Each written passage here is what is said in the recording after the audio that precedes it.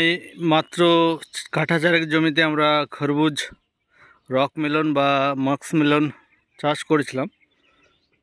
সেটা আমি কিছুদিন আগে ভিডিও বানিয়েছিলাম, যেটা মাত্র 200 থেকে 300 গ্রাম সাইজ ছিল মাত্র 2 সপ্তাহ আগে। আর আজকে আমি 2 সপ্তাহ পর আজকে আবার জমিতে এসেছি। এই দেখুন, এই হচ্ছে আমার হাত, হাতে নিতে পারছি না, এক একটা সাইজ 3 কিলো।